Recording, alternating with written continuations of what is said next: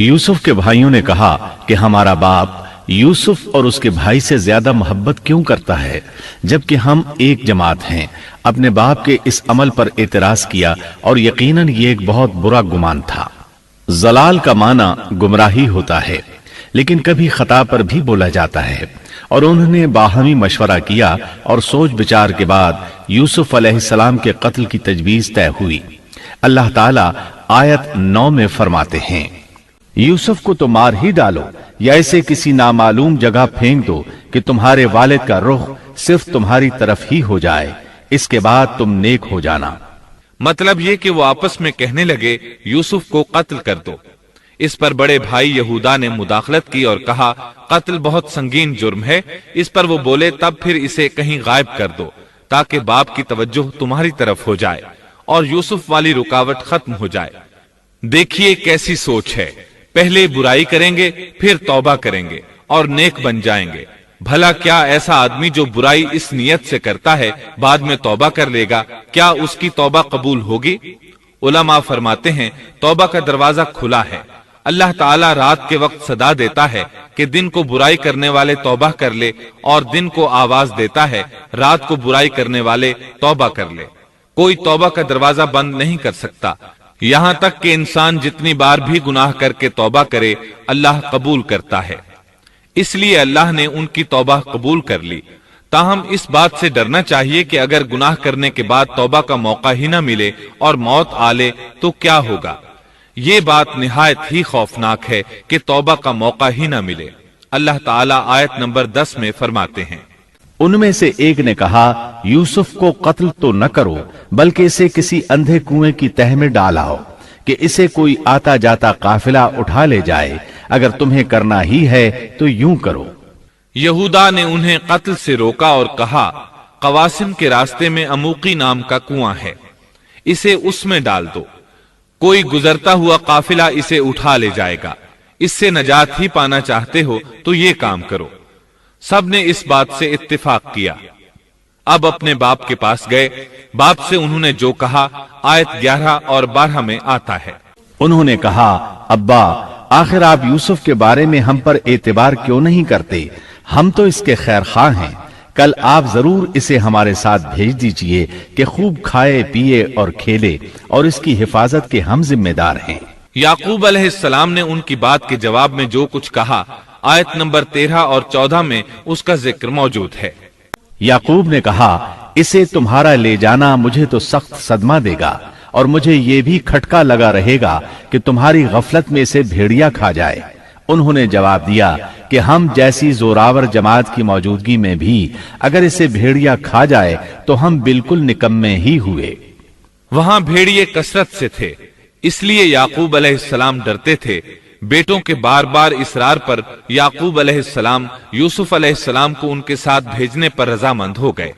अल्लाह ताला आयत 15 में फरमाते हैं, फिर जब उसे ले चले और सब ने मिलकर ठान लिया कि उसे गैर आबाद गहरे कुएं की तह में फेंक दें, हमने यूसुफ की तरफ वही की कि यकीनन वक्त आ रहा है कि तू उन्हें इस माजरे की खबर इस हाल में देगा कि वो जानते ही न होंगे। बाज रिवायात के मुताबिक उन्होंने रास्ते में यूसुफ अलैहिस्सलाम को मारा पीटा, बुरा भला कहा, और ऐसा करना उनके लिए मामूली बात थी क्योंकि वो तो कत्ल के दरपे थे। आखिरकार कुएं के पास पहुंचे और मशवरे के मुताबिक उन्हें कुएं में डाल दिया। यूसुफ अलैहिस्सलाम कुएं में एक पत्थर पर गिरे, यानी पानी में न गिरे। आप उस पत्थर पर बैठ गए। अल्लाह ताला की तरफ से उन्हें तसल्ली दी गई कि आप परेशान न हो, बहुत जल्द आप कुएं से निकलेंगे और उन्हें उनके इस घिनौने फेल के बारे में बतलाएंगे, और उन्हें इस बात का गुमान भी नहीं होगा कि ऐसा वक्त भी आएगा। यूसुफ अलैहिस्सलाम को कुएं में डालने के बाद उन्होंने घर जाने की तैयारी की। आयत नंबर 16 में आता है, और इशा के वक्त वो सब अपने बाप के पास रोते हुए पहुंचे। इमाम आमश काजी शुरह रहमतुल्लाह अलैह की मजलिस में बैठे थे। एक औरत आई, उसका एक आदमी से झगड़ा था। वो बहुत शिद्दत से रो रही थी। आमश बोले, आप देखते नहीं ये किस बुरी तरह रो रही है। उनका मतलब ये था कि ये सच्ची है। काजी शुरह फरमाने लगे, यूसुफ अलैहिस्सलाम के भाई रात को रोते हुए अपने बाप के पास आए थे, बस फैसला रोने पर नहीं इंसाफ पर होना चाहिए। اب یوسف علیہ السلام کے بھائیوں نے باپ کو تفصیل سنائی۔ اللہ تعالیٰ اس کا ذکر آیت 17 میں فرماتے ہیں، اور کہنے لگے کہ ابا جی ہم تو آپس میں دوڑ میں لگ گئے اور یوسف کو ہم نے سامان کے پاس چھوڑا، پس اسے بھیڑیا کھا گیا۔ آپ تو ہماری بات نہیں مانیں گے، گو ہم بالکل سچے ہی ہوں۔ سو انہوں نے یہ بات بتائی، لیکن اس سے جھوٹ صاف ظاہر ہو رہا تھا، جیسا کہ اگلی آیت میں ہے۔ اور یوسف کے کرتے کو جھوٹ موڑ کے خون سے خون آلود بھی کر لائے تھے۔ ابن عباس رضی اللہ عنہما فرماتے ہیں کہ انہوں نے بکری ذبح کی اور یوسف علیہ السلام کی قمیص پر اس کا خون مل لیا اور خون میں لت پت قمیص یعقوب علیہ السلام کے پاس لے آئے۔ جب یعقوب علیہ السلام نے دیکھا تو فرمانے لگے، یہ بھیڑیا بھی کتنا رحم دل تھا، میرے بیٹے کو تو کھا لیا اور قمیص کو کچھ نہیں کہا، تمہاری عقل کہاں ہے؟ اس بات کا ذکر آیت 18 میں ہے۔ باپ نے کہا، یوں نہیں بلکہ تم نے اپنے ہی دل سے ایک بات بنا لی ہے، پس صبر ہی بہتر ہے، اور تمہاری بنائی ہوئی باتوں پر اللہ ہی سے مدد کی طلب ہے۔ ادھر دوسری طرف کیا ہوا؟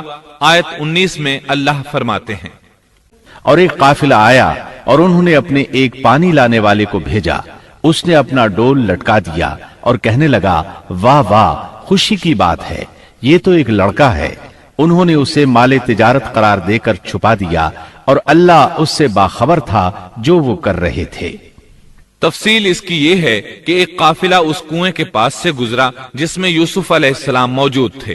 انہوں نے پانی کی تلاش میں ایک خادم کو بھیجا، وہ کنویں تک پہنچا، اس نے کنویں میں ڈول لٹکایا، یوسف علیہ السلام اس ڈول میں بیٹھ گئے۔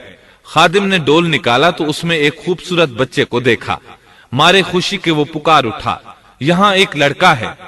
اس زمانے میں غلاموں اور لونڈیوں کی تجارت ہوتی تھی، انہیں خوف محسوس ہوا کہ کہیں یہ لڑکا ان سے چھن نہ جائے۔ اس خوف کے پیش نظر انہوں نے یوسف علیہ السلام کو چھپا لیا۔ انہوں نے یہ بھی سوچا کہ شاید یہ بھاگا ہوا غلام ہے، اگر اس کا مالک آ گیا تو وہ اسے لے جائے گا۔ یہ قافلہ مدائن سے مصر جا رہا تھا۔ جب یہ مصر پہنچے تو انہوں نے یوسف علیہ السلام کو معمولی قیمت میں فروخت کر دیا۔ معمولی قیمت میں فروخت کرنے کی جلدی بھی انہوں نے اسی خیال کے تحت کی کہ کہیں اس کا مالک نہ آ جائے۔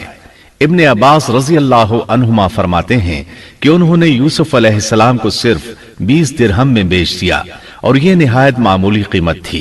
آیت نمبر 21 میں ہے، مصر والوں میں سے جس نے اسے خریدا تھا اس نے اپنی بیوی سے کہا کہ اسے بہت عزت و احترام کے ساتھ رکھو، بہت ممکن ہے کہ یہ ہمیں فائدہ پہنچائے یا اسے ہم اپنا بیٹا ہی بنا لیں۔ یہ شخص مصر کا وزیر خزانہ تھا، بے اولاد تھا۔ اس نے سوچا شاید یہ لڑکا بڑا ہو کر اچھا انسان بنے، لہٰذا کیوں نہ ہم اسے بیٹا بنا لیں۔ اس طرح یوسف علیہ السلام وزیر خزانہ کے گھر پلے بڑھے۔ وزیر خزانہ عزیز مصر کہلاتا تھا۔ عزیز نے آپ کو بیٹوں کی طرح رکھا۔ آپ کچھ بڑے ہوئے تو شاہی محل کی دیکھ بھال آپ کے ذمے لگا دی گئی، شاہی محل کے تمام اختیارات آپ کے سپرد کر دیے گئے۔ اللہ تعالیٰ آیت 21 اور 22 میں فرماتے ہیں، یوں ہم نے مصر کی سرزمین میں یوسف کا قدم جما دیا کہ ہم اسے خواب کی تعبیر کا کچھ علم سکھا دیں۔ اللہ اپنے ارادے پر غالب ہے، لیکن اکثر لوگ بے علم ہوتے ہیں۔ اور جب یوسف پختگی کی عمر کو پہنچ گئے تو ہم نے اسے قوت فیصلہ اور علم دیا۔ ہم نیک کاروں کو اسی طرح بدلہ دیتے ہیں۔